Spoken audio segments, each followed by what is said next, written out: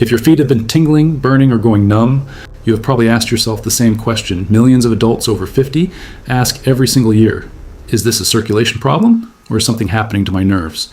It sounds like a simple question, but the answer may be more layered than most people expect. And understanding the difference could change the way you think about your daily comfort entirely. Most people assume it is one or the other. Either the blood is not flowing well, or the nerves are struggling. But what if the two are more connected than anyone has explained to you before?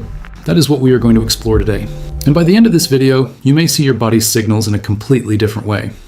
Before we go deeper, comment below where you are watching from, and tell us if you or someone you know has ever wondered whether tingling or burning feet are a circulation issue or something else entirely. Here is what most people are told. Tingling means poor circulation. Rest your legs, elevate your feet, move around more. And sometimes that helps for a while.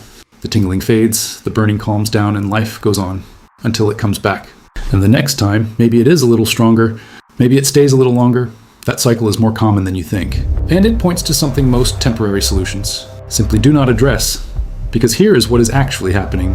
Inside your body, your nerves and your circulatory system are not separate systems working independently. They are deeply intertwined. Your nerves depend on oxygen and nutrient-rich blood to function properly.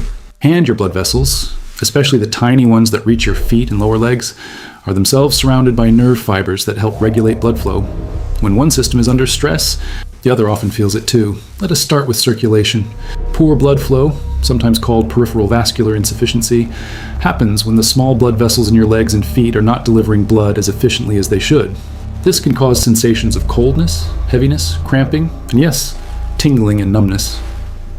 The reason is relatively straightforward. Your cells need oxygen to function.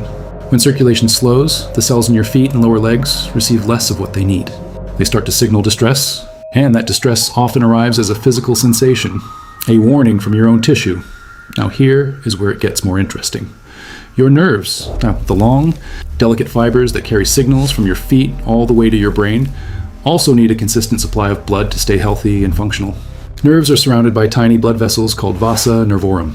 If those vessels are compromised, the nerve fiber itself can become stressed over time. This is why what starts as what seems like a circulation issue can, over months or years, begin to involve the nerve fiber itself. Now, let us talk about what happens on the nerve side.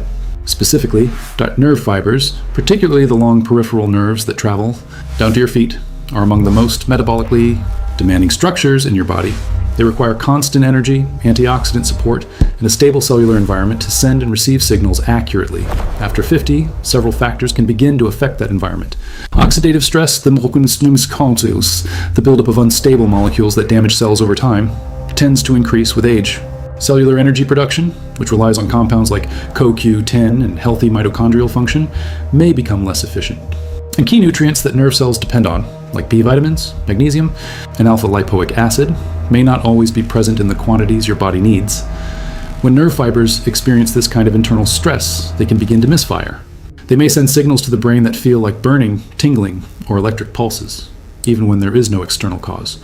This is what is often described as nerve discomfort, not pain from an injury, but a signal from a system under internal pressure, and this is what separates a pure circulation issue from a nerve-related one, though in reality, both are often present at the same time, reinforcing each other in a cycle many people are never told about.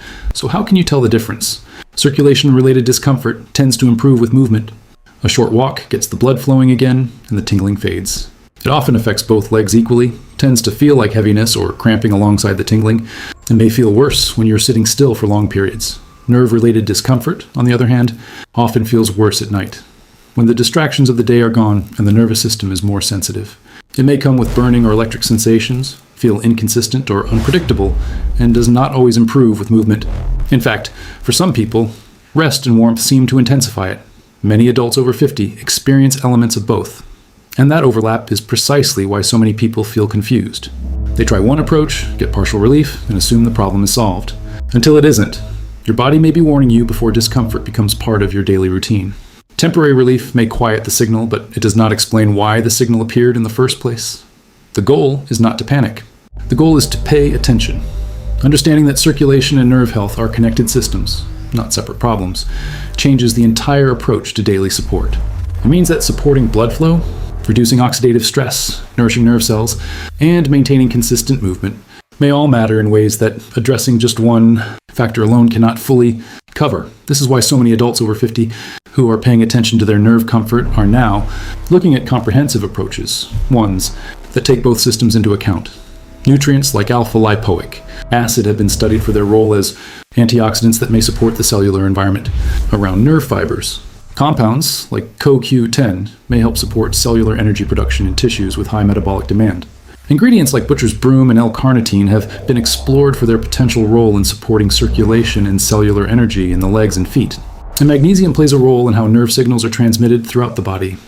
None of these are miracle solutions, but they represent a more complete way of thinking about nerve and circulation support together, rather than chasing one symptom at a time. That is why many people looking for natural nerve support are now paying attention to formulas designed to address nerve comfort, circulation, and mobility together. One of them is NerveWise, a natural formula created to help support healthy nerve function as part of a consistent daily routine. If you want to learn more about NerveWise, check the link in the pinned comment below. And remember, results may vary, and if you take medication or have a medical condition, speak with your healthcare provider before adding any supplement to your routine. Understanding the difference between circulation and nerve discomfort is not just a medical question. It is the first step toward listening to your body more carefully, because your nerves may be quiet, but they are never meaningless. And the sooner you understand the signal, the better you can support the body that carries you forward every single day.